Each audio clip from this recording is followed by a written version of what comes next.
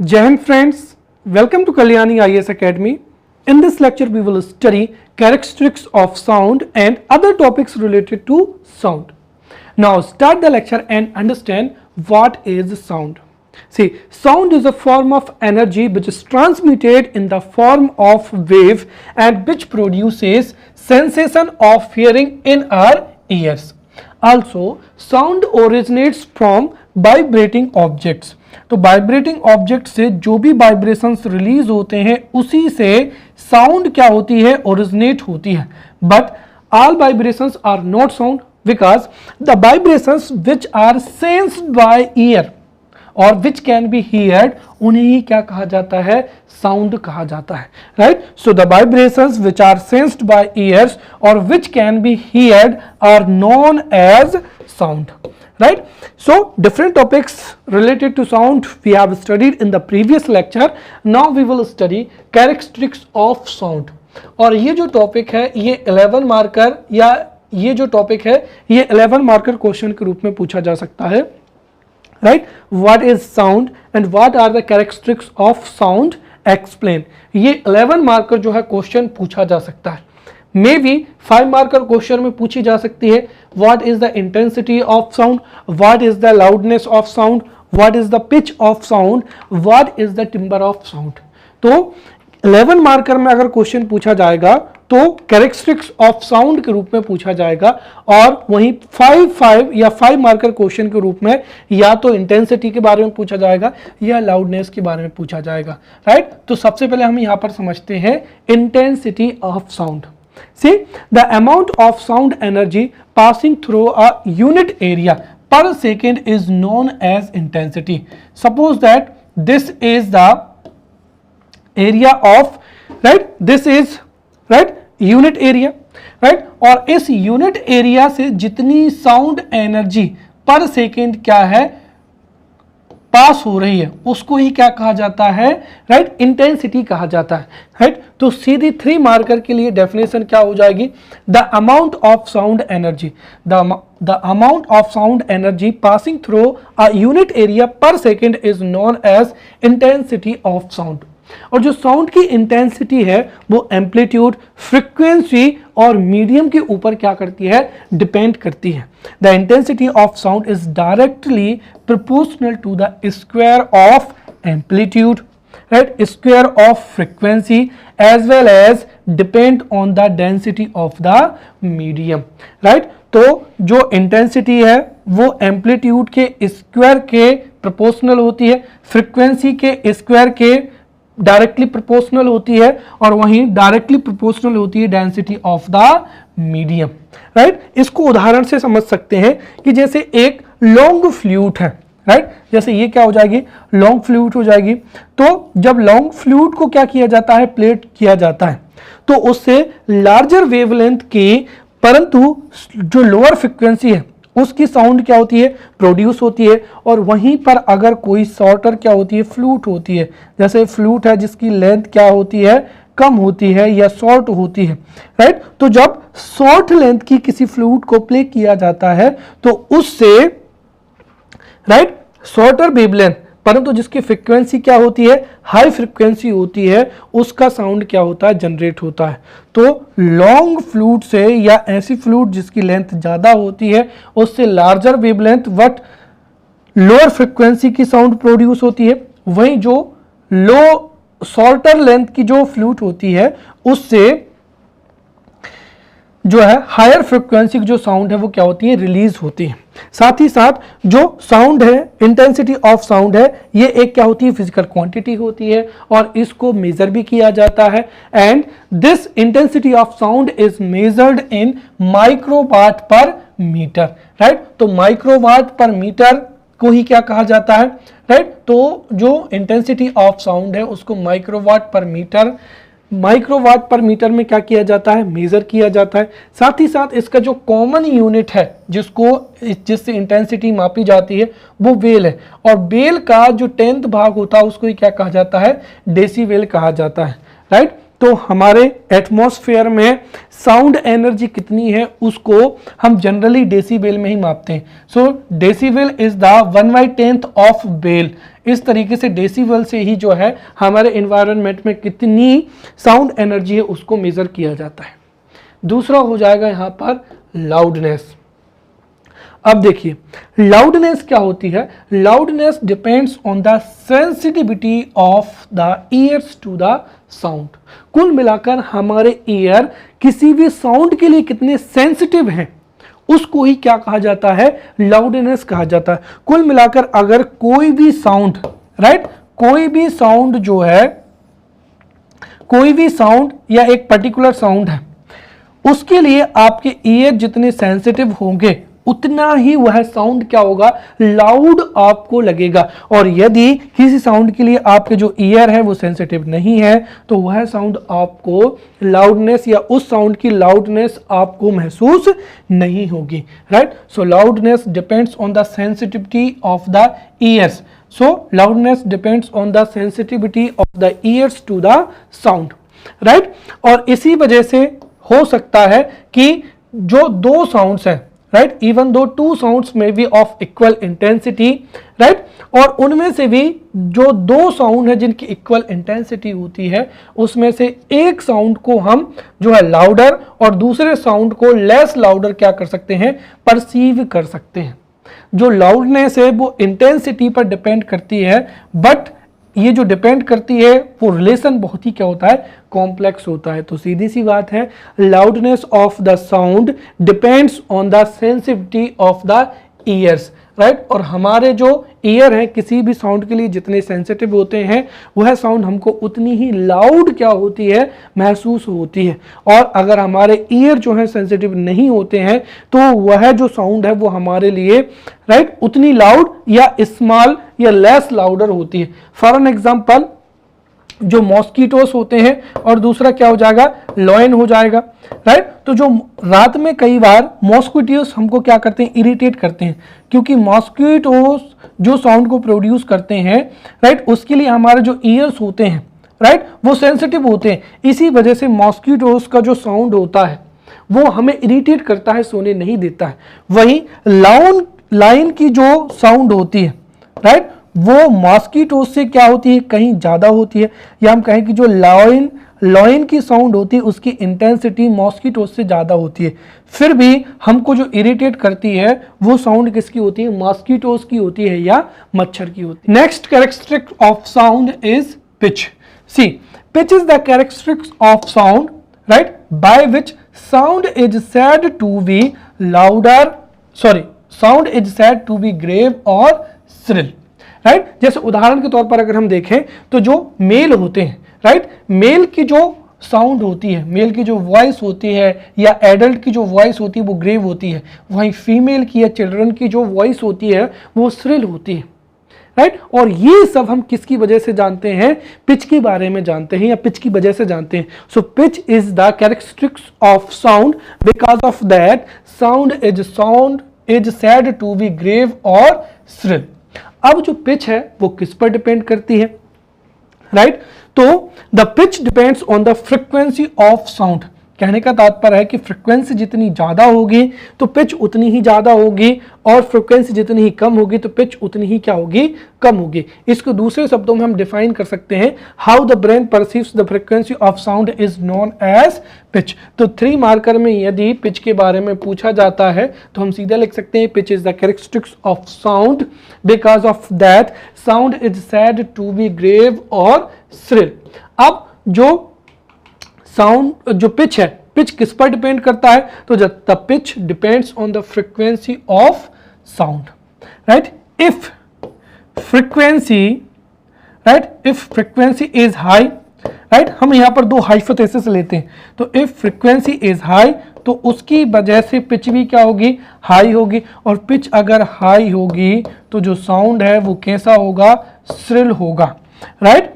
उदाहरण के लिए अगर हम देखें तो यहां पर हो जाएंगे चिल्ड्रन और दूसरा क्या हो जाएगा, फीमेल हो जाएगा। तो कहने का तात्पर्य है द फ्रीक्वेंसी ऑफ चिल्ड्रन और the frequency of female, right, the frequency of voice of children and voice of female are more, right. इसी वजह से जब फ्रिक्वेंसी ज़्यादा होती है तो चिल्ड्रन की और फीमेल की पिच भी ज़्यादा होती है, और यही वजह है कि एडल्ट के कंपैरिजन में चिल्ड्रन की और मेल के कंपैरिजन में फीमेल की वॉइस क्या होती है, श्रिल होती है या पतली होती है।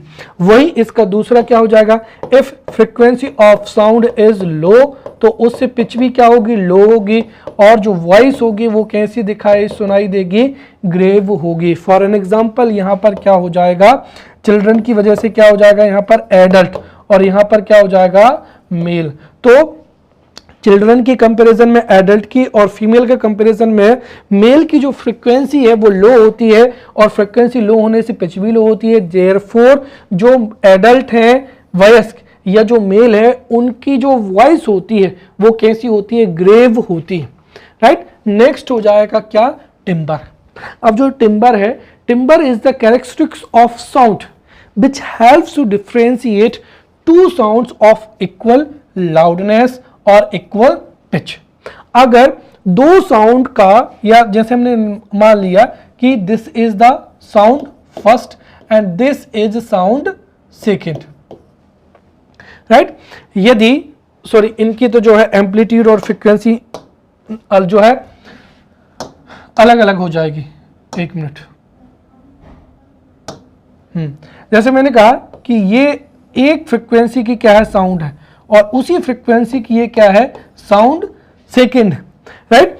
सो timbre is the characteristics of sound which helps to differentiate two sounds of equal intensity and equal pitch. जैसे ये साउंड फर्स्ट और साउंड सेकेंड की इंटेंसिटी भी इक्वल है और इनकी पिच भी इक्वल है, उसके बावजूद भी हम इन दो साउंड में डिफरेंशिएट कर सकते हैं। और इन दो साउंड में डिफरेंशिएट जो किया जा सकता है वो किसकी वजह से किया जा सकता है, टिम्बर की वजह से किया जा सकता है। सो 3 मार्कर के लिए आपको याद रखना है कि the characteristics of sound which helps to differentiate two sounds of equal intensity, equal loudness और equal pitch, this characteristics is known as timbre, right.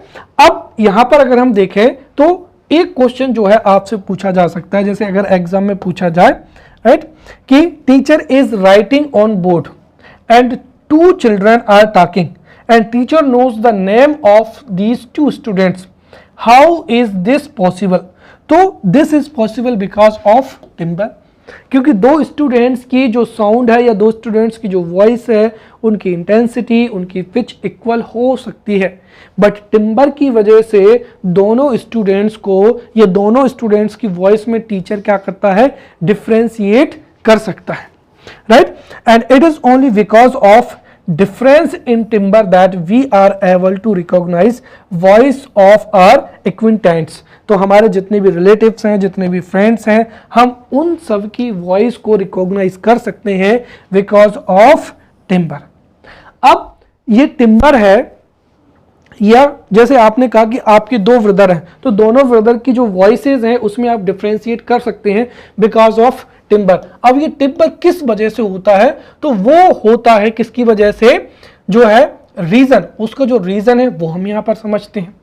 तो देखिए उसका रीजन होता है टोन, राइट। क्या होता है, टोन। देखिए अब टोन क्या होता है, तो 3 मार्कर में ये क्वेश्चन भी पूछा जा सकता है, the sound of a single frequency is known as tone.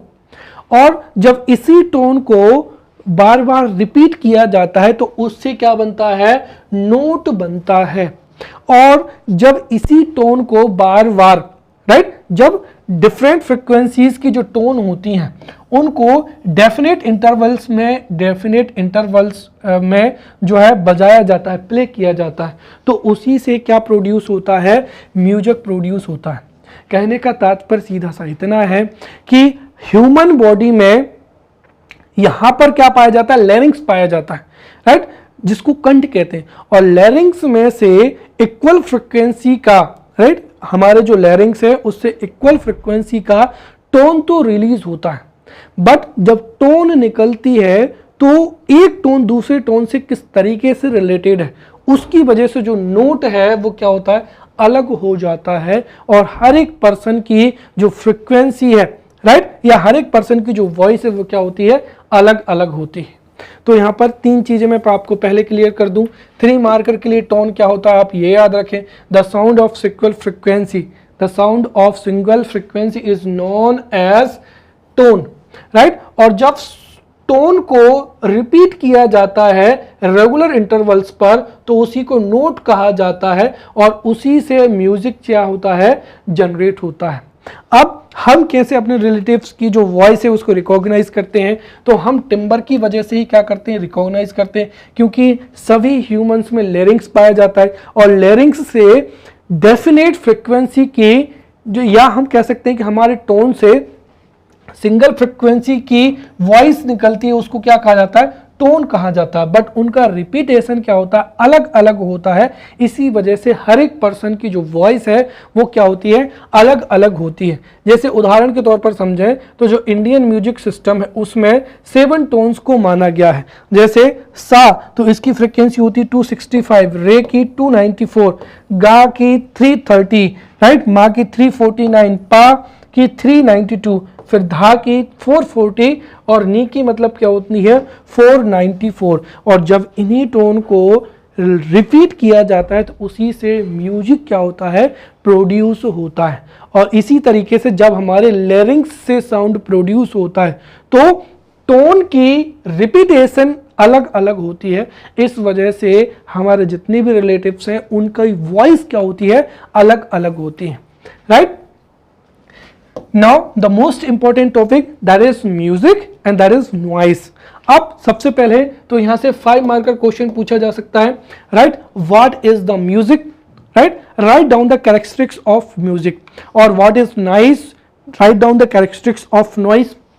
ये 2 तरीके के प्रश्न पूछे जा सकते हैं, बट यहां से थर्ड क्वेश्चन और थर्ड टाइप ऑफ क्वेश्चन में बी आस्क्ड, राइट। जैसे what is the difference between music and noise, तो हम दोनों को पढ़ेंगे, साथ ही साथ इन दोनों में क्या डिफरेंस होता है उसको भी बहुत अच्छे से समझते चलेंगे। चलिए, तो यहाँ पर म्यूजिक के बारे में मैंने आपको बताया था, राइट, कि Indian music system consists of tones of different frequencies, और जब वो फ्रीक्वेंसीज का रिपीटेशन होता है या जब टोन्स का रिपीटेशन होता है तो उसी से म्यूजिक क्या होता है, प्रोड्यूस होता है। जैसे जो इंडियन म्यूजिक सिस्टम है तो इंडियन म्यूजिक सिस्टम में 7 क्या मानी गई है, टोन मानी गई है, सारे गामा पा धा नी, और इन सब की फ्रिक्वेंसी क्या होती है, अलग अलग होती है। बट जब इन टोन को रिपीट किया जाता है डेफिनेट इंटरवल पर तो उसी से क्या प्रोड्यूस होता है, म्यूजिक प्रोड्यूस होता है। तो music system consist of tones of different frequency and the repetition of different tones produces music. तो जब डिफरेंट टोन्स को रिपीट किया जाता है डेफिनेट इंटरवल पर तो उसी से क्या प्रोड्यूस होता है, म्यूजिक होता है। दूसरी चीज, म्यूजिक ऐसा साउंड होता है जो कि वांटेड होता है, डिजायरेबल होता है और कैसा होता है, प्लीजेंट होता है। कहने का तात्पर्य यह कि हमने देखा था कि किसी भी वाइब्रेटिंग ऑब्जेक्ट से जो भी वाइब्रेशंस रिलीज होते हैं और ऐसे वाइब्रेशंस जिनको ह्यूमन ईयर के द्वारा सेंस किया जाता है उसको ही क्या कहा जाता है, साउंड कहा जाता है। बट जो साउंड है ये भी 2 तरीके का हो सकता है आपको साउंड क्या हो, पसंद हो। जैसे किसी आपको बात करना पसंद रहता है ना, किसी पर्सन से जब आप बात करते हो तो आपको अच्छा लगता है, कहने का तात्पर्य वो आपके लिए म्यूजिक होता है। और कई लोगों की आवाज आपको जो है इरिटेट करती है तो हो सकता है वो आपके लिए क्या हो, नॉइज हो। तो इट डिपेंड्स ऑन यू कौन सी साउंड आपके लिए नॉइज होगी और कौन सी साउंड आपके लिए म्यूजिक होगी। जैसे उदाहरण के लिए अगर आप क्लासिकल सिंगर हैं, राइट, या आपको क्लासिकल म्यूजिक पसंद है तो आप क्लासिकल म्यूजिक आपके लिए म्यूजिक हो जाएगा, और वहीं हनी सिंह के जो रैप हैं वो आपको नॉइज जैसा लगेगा। बट यदि आप यंगस्टर हैं तो आपको हनी सिंह का रैप जो है बड़ा अच्छा लगेगा, और आपको जो क्लासिकल सॉन्ग्स है वो बोरिंग लगेंगे तो आप उससे इरिटेट होंगे, मतलब वो आपके लिए नॉइज की तरह हो जाएंगे, राइट। तो कुल मिलाकर यहां पर जो है हम नॉइज को या म्यूजिक को एक्यूरेट डेफिनेशन में नहीं बता सकते हैं, केवल हम जो है एक डेफिनेशन तो ये बता सकते हैं कि music system consist of tones of different frequencies, और जब उन्हीं टोन्स का डेफिनेट इंटरवल में रिपीटेशन होता है तो उससे क्या प्रोड्यूस होता है, म्यूजिक। साथ ही साथ दूसरे शब्दों में हम कह सकते हैं such a sound which is wanted, which is desirable और which is pleasant to our ears is known as music. चाहे वो गाना हो, किसी की आवाज हो, किसी पंछी की आवाज हो या किसी एनिमल की आवाज हो, अगर वो वांटेड है, आपके लिए प्लीजेंट है, तो वही आपके लिए क्या होगी, म्यूजिक होगी।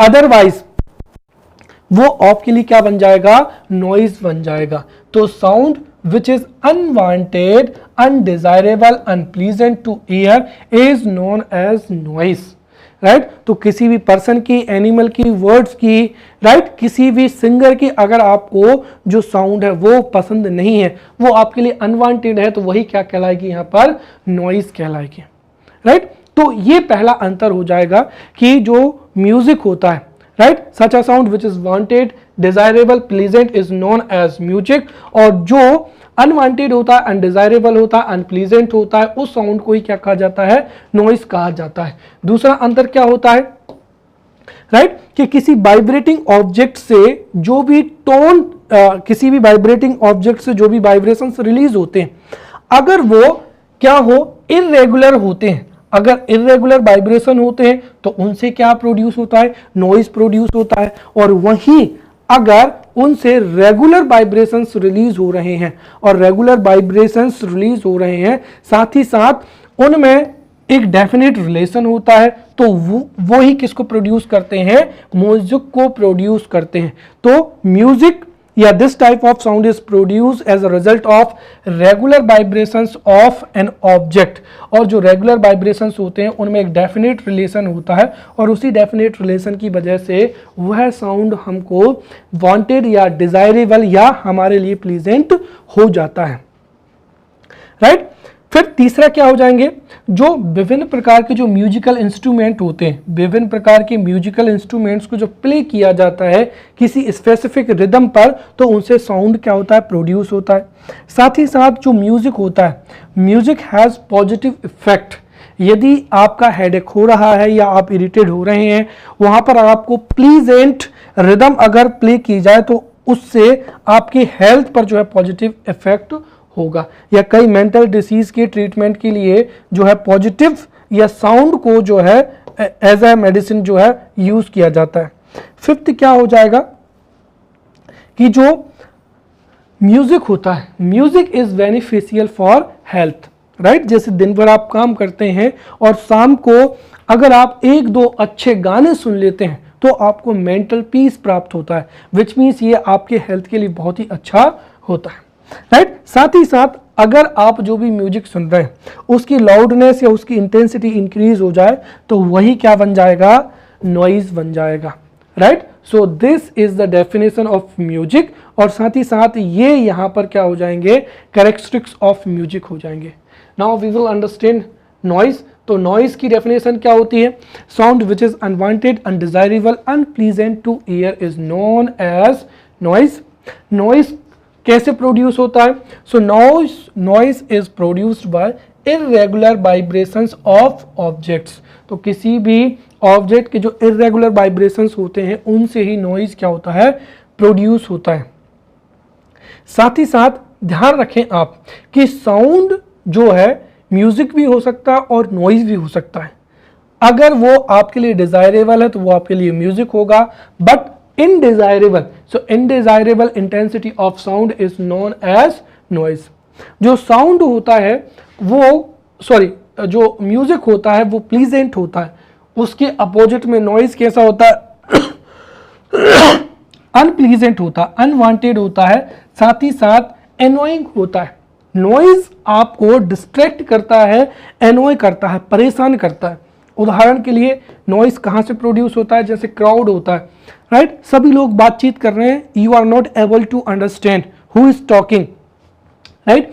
या जो जितनी भी मशीन्स होती हैं उनके वाइब्रेशन से जो ठकर ठकर की आवाज आती है, तो क्राउड से या मशीन से या व्हीकल से जो साउंड प्रोड्यूस होता है उसको ही क्या कहते हैं, नॉइज कहते हैं। और नॉइज कॉजेज डिस्कम्फर्ट और डिस्ट्रैक्शन, म्यूजिक जहाँ पर थेरेपी के रूप में यूज़ किया जाता है तो वहीं जो साउंड है वो डिस्कम्फर्ट या डिस्ट्रैक्शन जो है प्रोड्यूस करता है। आप पढ़ रहे हैं और सामने वाला, अगर आप पढ़ रहे हैं और व्हीकल्स की आवाज़ आ रही तो डेफिनेटली आपके लिए क्या होगा, डिस्ट्रैक्शन होगा। साथ ही साथ ये हेल्थ प्रॉब्लम्स को भी क्या करता है, क्रिएट करता है, right. Those who are working in machines, right, those who are working in industries, वो रेगुलरली मशीन्स के जो नॉइस होता है उसके बीच में ही कार्य करते हैं, देयरफॉर उनको कई हेल्थ प्रॉब्लम्स भी होती हैं। और यदि साउंड की जो इंटेंसिटी वो 75 डेसिबल से क्या होती है, ज़्यादा होती है, तो उसको ही क्या कहा जाता है, नॉइज कहा जाता है। So in this way we have studied noise as well as music, right. Now we will understand noise pollution. अब नॉइज पॉल्यूशन क्या होता है, देखिए, एक्सेसिव और unwanted sounds in the environment creates noise pollution. तो यदि एनवायरनमेंट में excessive sound होता है या फिर अनवांटेड जो साउंड वेव्स होती हैं उनको ही क्या कहा जाता है, नॉइज पॉल्यूशन कहा जाता है। सो एक्सेसिव और unwanted sounds in the environment creates noise pollution. और जो नाइट पॉल्यूशन का जो मेजर रीजन होता है वो क्या होता है, व्हीकल्स होता है। जैसे रोड पर व्हीकल्स प्रोड्यूस करते हैं नॉइज को, explosive including noise of fire crackers, तो व्हीकल्स हो जाएगा, फायर क्रैकर्स हो जाएगा, मशीन्स हो जाएगा, jet, aircraft, industries, loud speaker, right, या हाउस होल्ड जो अप्लायंस होते हैं उनसे नॉइज पॉल्यूशन क्या होता है, क्रिएट होता है। और if you are living in a particular area, right, और यदि वहां पर नॉइज पॉल्यूशन है तो डेफिनेटली उससे आपका डिस्ट्रैक्शन यूज होगा। साथ ही साथ अगर आप लंबे समय तक रहेंगे तो definitely you would have mental diseases as well, right. जो इंटेंसिटी है नॉइज पॉल्यूशन की उसको बताया गया है 90 से लेकर 140-50 तक होता है। तो यदि कोई साउंड वेव या कोई भी साउंड वेव जिसकी इंटेंसिटी 95 से 140 टू 155 डेसिबल तक की होती है तो उसको ही नॉइज कहा जाता है, राइट। या अगर हम बात करते हैं यहाँ पर वर्ल्ड हेल्थ ऑर्गेनाइजेशन की, तो वर्ल्ड हेल्थ ऑर्गेनाइजेशन ने जो सेफ नॉइज लेवल है उसको माना है 45 decibels. So if there is a 45 decibel स्वाइल, if there is a 45 decibel का 45 डेसिबल की साउंड इंटेंसिटी अगर किसी एरिया में है तो वहां पर नॉइज पॉल्यूशन सेफ होता है। बट यदि ये 80 डेसिबल से ज़्यादा होता है तो वही क्या होता है, कई प्रकार की जो मेंटल डिसीजेज हैं उनके लिए रिस्पॉन्सिबल होता है, राइट।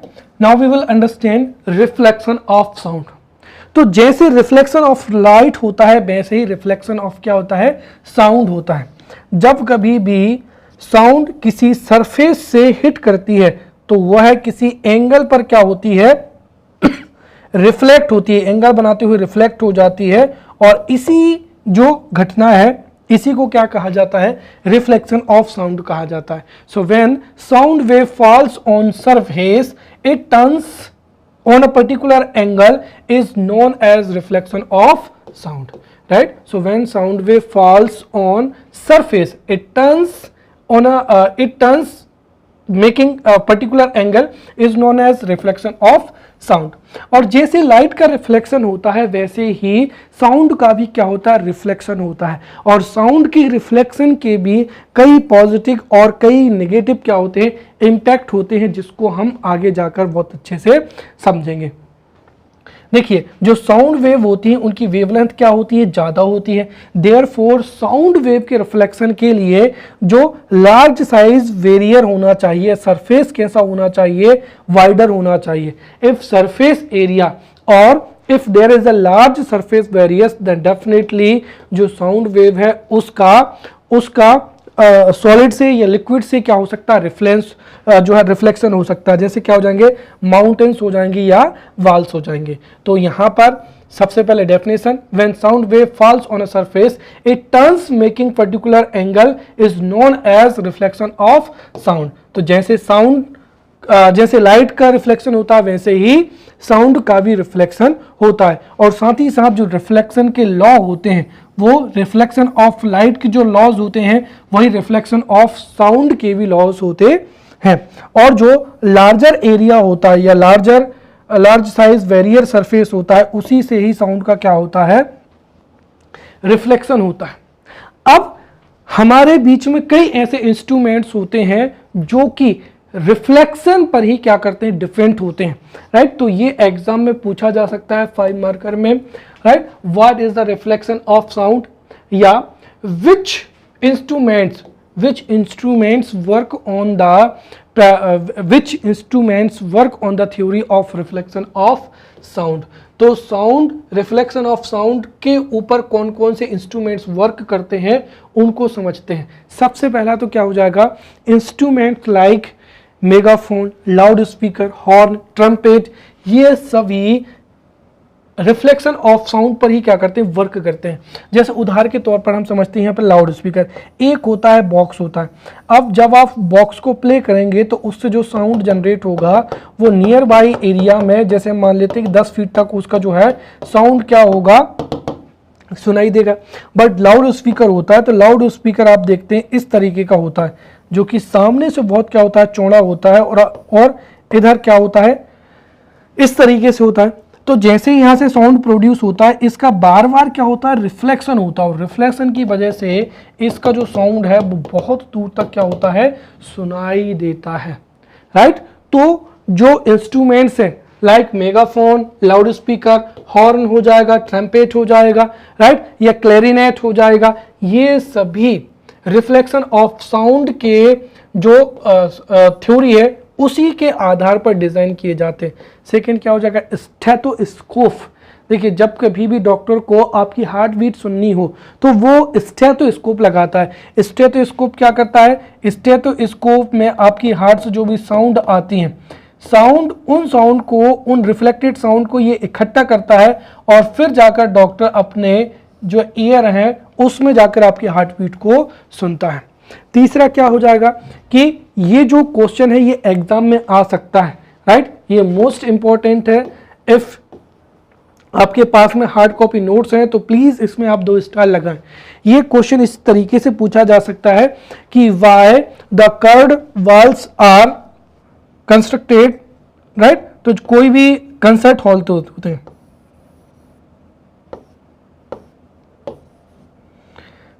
चलिए अब ये क्वेश्चन पूछा जा सकता है कि why the curved walls of concert halls are prepared. तो जो कंसर्ट हॉल्स होते हैं उनकी जो वॉल्स होती हैं उनको जो है कर्व्ड बनाया जाता है, उसका रीजन क्या है समझिए।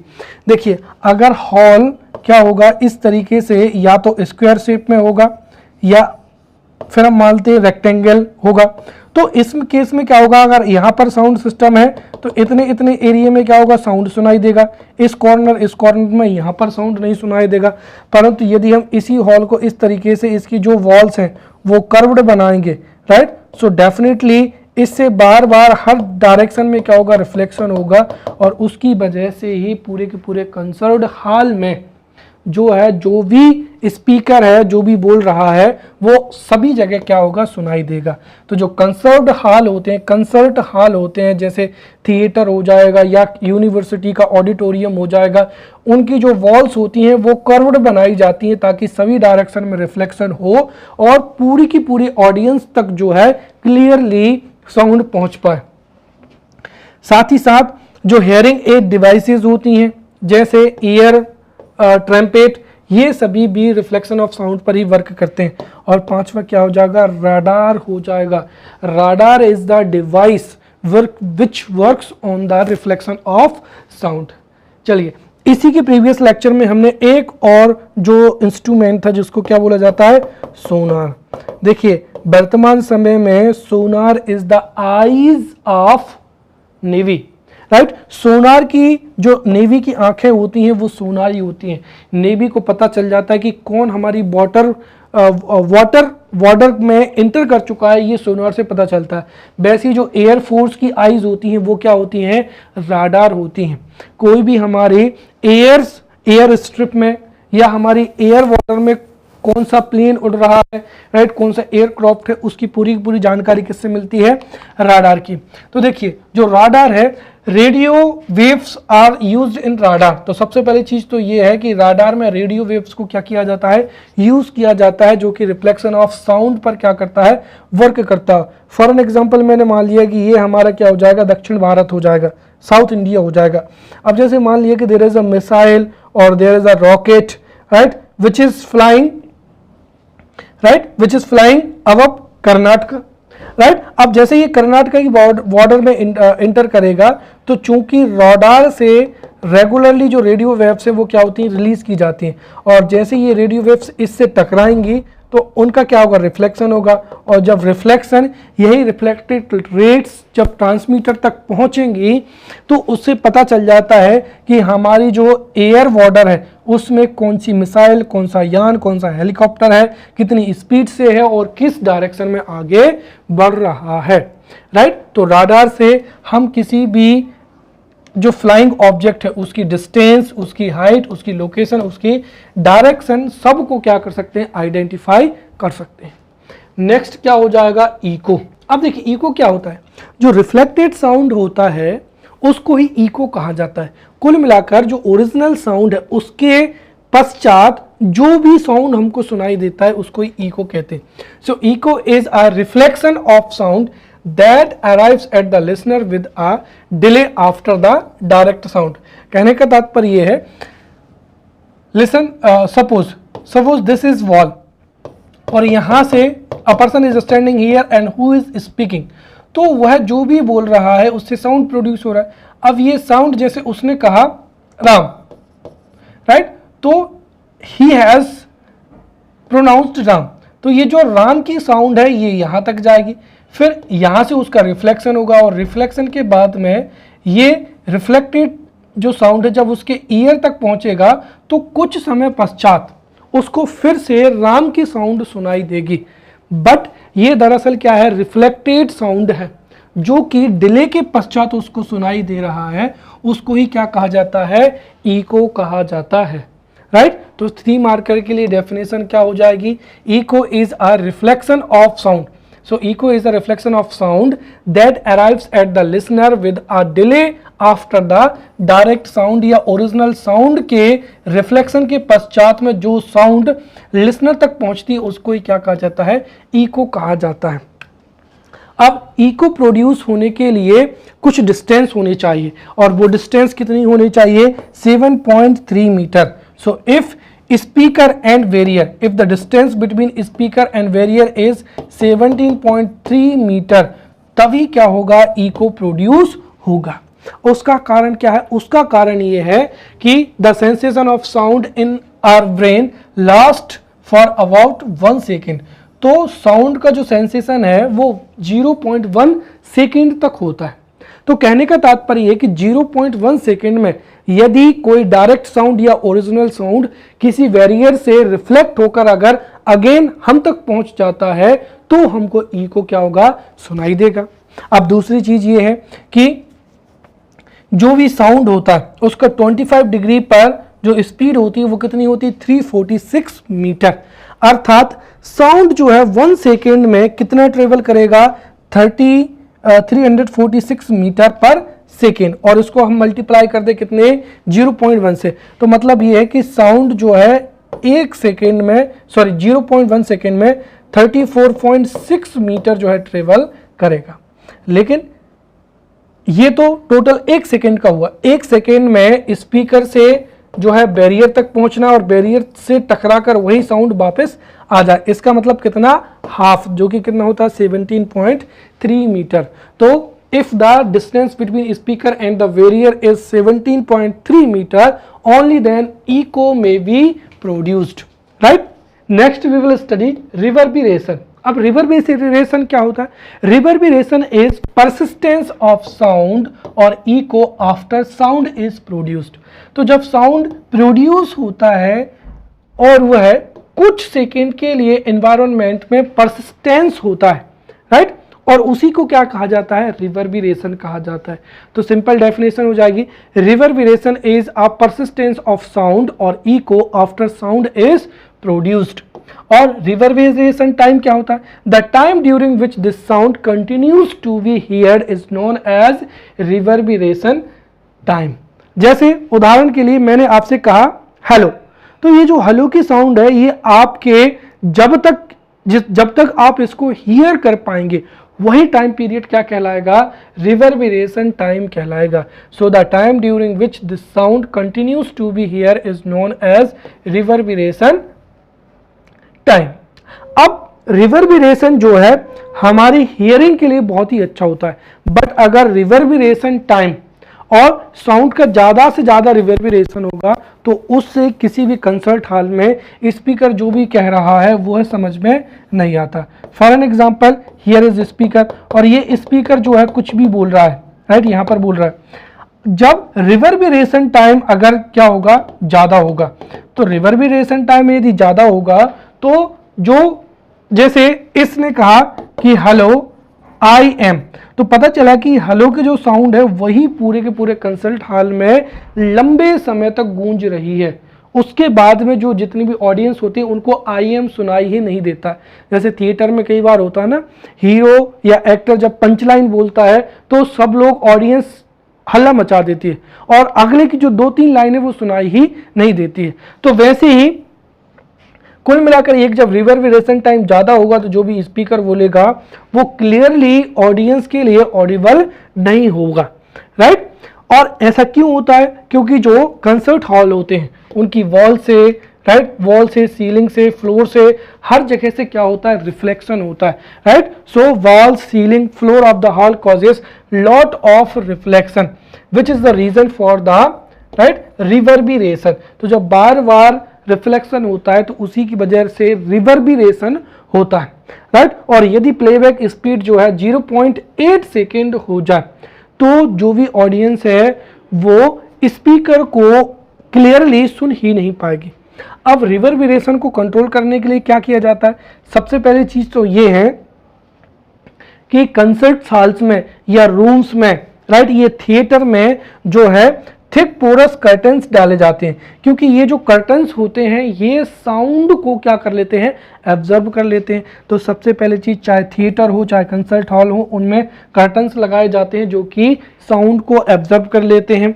साथ ही साथ जो कंसर्ट हॉल होती हैं उनकी जो वॉल्स होती हैं उनको रफ बनाया जाता है।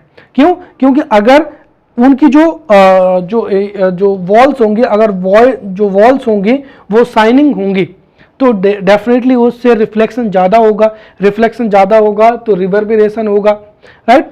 उसके लिए क्या करते हैं? वॉल्स को रफ बनाया जाता है जिससे इररेगुलर क्या होता है? रिफ्लेक्शन होता है। थर्ड क्या किया जाता है कि जो टॉकीज होती हैं या सिनेमास होते हैं या थिएटर होते हैं उनमें साउंड एब्जॉर्वर्स जो है लगाए जाते हैं। साथ ही साथ जो फ्लोर है उस पर कारपेट भी बिछाई जाती है ताकि रिवर्बरेशन ना हो। नेक्स्ट क्या हो जाएगा? रिफ्रैक्शन ऑफ साउंड हो जाएगा। तो जैसे लाइट का रिफ्रैक्शन होता है वैसे ही साउंड का भी रिफ्रैक्शन होता है। और साउंड का रिफ्रैक्शन क्या होता है? तो वो सीधी सी बात है, when sound waves travel from one medium to another medium, for an example denser medium to rare medium और rare medium to denser medium, right, the sound wave deviate from their path and this is known as refraction, right. So when, जैसे मैंने मान लिया कि ये क्या हो जाएगा यहाँ पर, ये हो जाएगा यहाँ पर डेंसर मीडियम और ये यहाँ पर क्या हो जाएगा? Rare medium. तो जब साउंड वेव क्या होगी? ट्रेवल करेगी डेंसर मीडियम से रेयर मीडियम में, तो उसका ओरिजिनल पाथ ये होना चाहिए, बट वो डेविएट होकर इस पाथ को फॉलो करती है, तो इसी को क्या कहा जाता है? रेयर फ्रैक्शन कहा जाता है। So when sound waves travel from one medium to another, sound wave deviate from their path and this is known as refraction of the sound. और ऐसा क्यों होता है? क्योंकि साउंड की जो स्पीड होती है वो डिफरेंट मीडियम में डिफरेंट होती है, राइट। और यही रीजन है कि अगर हम देखें तो जो साउंड है वो क्लियरली सुनाई देता है और दूर तक सुनाई देता है। कब? कोल्ड नाइट्स में। तो जो कोल्ड नाइट्स होती हैं उसमें साउंड जो है वो क्लियरली सुनाई देता है और दूर तक सुनाई देता है। वहीं जब समर सीजन होता है तो उसमें जो साउंड है वो शॉर्ट डिस्टेंस तक की क्या होता है? सुनाई देता है। नेक्स्ट क्या हो जाएगा यहाँ पर, रेजोनेंस ऑफ क्या हो जाएगा, साउंड हो जाएगा. This may be asked as a 5 marker question, right. What is resonance of sound and what are the examples of daily life of resonance of sound. तो सबसे पहले हम यहाँ पर रेजोनेंस ऑफ साउंड को समझते हैं. देखिए, कुल मिलाकर जब कभी भी किसी भी ऑब्जेक्ट की जो नेचुरल फ्रिक्वेंसी होती है और उस पर जो पीरियोडिक फोर्स अप्लाई हो रहा है उसकी फ्रिक्वेंसी अगर सेम हो जाती है तो उससे जो एम्पलीट्यूड है वो इंक्रीज हो जाता है और उसी को क्या कहा जाता है, रेजोनेंस कहा जाता है. So when the natural frequency of an object is equal to the frequency of periodic force acting, the amplitude of the vibration becomes maximum and this phenomena is known as resonance.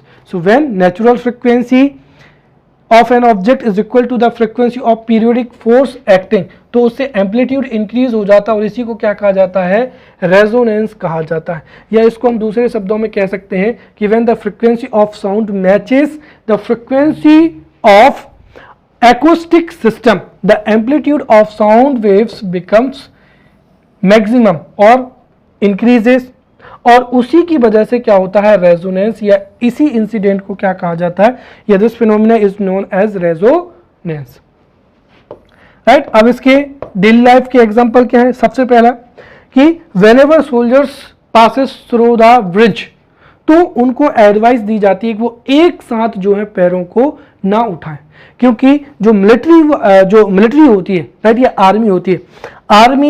Army officers और army candidate are trend, वो एक साथ ही पैर को उठाएंगे, एक साथ ही क्या करते हैं, पैर को रखते हैं. तो उनके पैर उठाने की और रखने की जो फ्रिक्वेंसी है, अगर वो ब्रिज की नेचुरल फ्रिक्वेंसी से मैच हो जाएगी तो इससे जो ब्रिज है, राइट, जो ब्रिज है वो क्या हो सकता है, डैमेज हो सकता है. दूसरा क्या हो जाएगा कि व्हेनेवर देयर इज अर्थक्वेक, और व्हेनेवर देयर इज अर्थक्वेक तो उसमें कई जो ग्लासेस होते हैं या जो विंडो ग्लास होते हैं वो क्रैक हो जाते हैं. क्यों? क्योंकि सीधी सी बात है कि जो विंडो ग्लास की फ्रिक्वेंसी होती है और जो साउंड वेव जो कि अर्थक्वेक से रिलीज होती है वो मैच हो जाती है, तो उससे एम्पलीट्यूड क्या होता है, इंक्रीज हो जाता है, और उसी की वजह से जो विंडो ग्लास है वो भी क्या हो जाता है, क्रैक हो जाता है, right. So these were the examples of resonance. So in this way we have studied sound in depth, right. In the next lecture we will study next topic. Till then, thank you.